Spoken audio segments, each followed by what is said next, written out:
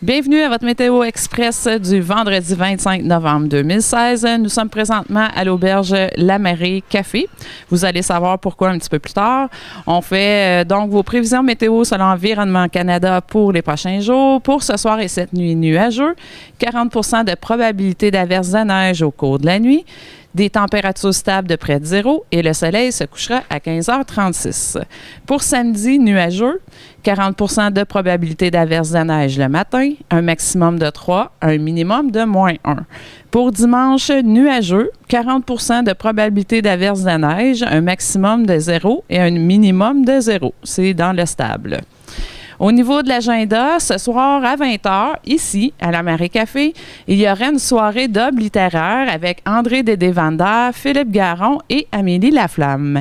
Mais comme on ne sait pas trop c'est quoi une soirée d'Ob littéraire, nous avons la chance d'avoir avec nous André Dédé-Vander qui va nous dire de que c'est ça.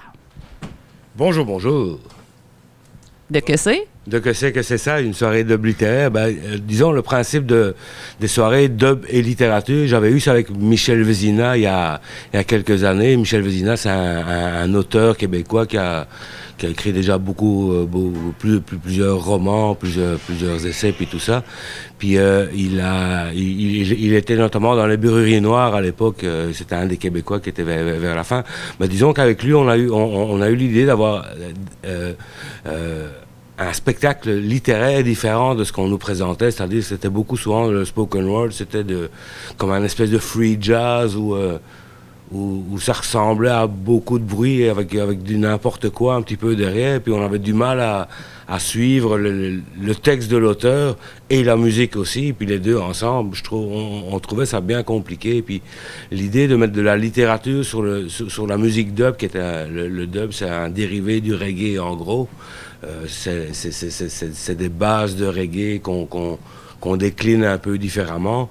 Puis ce mélange entre ce dub-là puis la poésie, ça a déjà été fait. C'est un genre qui existe qui s'appelle le dub poetry, dont Linton Kwesi Johnson, un Jamaïcain de Londres, est un des précurseurs, là, déjà depuis plus que 30 ans. Puis moi, c'est une des grosses influences dans la musique que j'ai eue depuis longtemps, aussi ce côté musique parlée, ce côté histoire racontée sur des musiques transcendantales.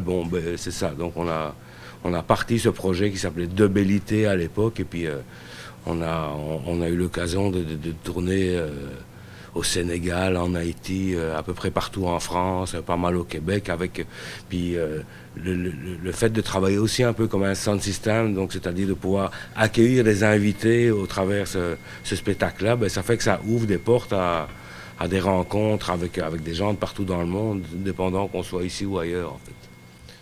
Bien, comme c'est ça, ce soir, c'est pas la première fois que tu le fais avec Philippe Garon.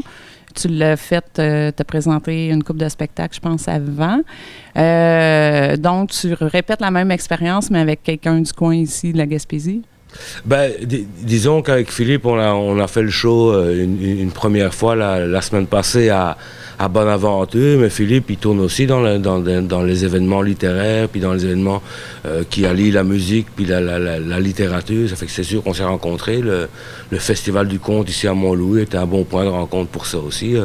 On avait fait un spectacle avec Faubert qui avait marqué un peu les esprits là à ce moment-là. Donc l'idée de repartir un peu de toujours ce principe de base rythmique sur lequel on raconte des histoires, puis on essaye d'habiller ça avec un peu de musique, c'est ça. Ça reste toujours le même principe, avec aussi l'avantage que c'est jamais deux fois le même show, parce qu'on fait jamais deux fois le même spectacle. C'est toujours dépendant de ce qui se passe ici et maintenant. Donc je trouve ça...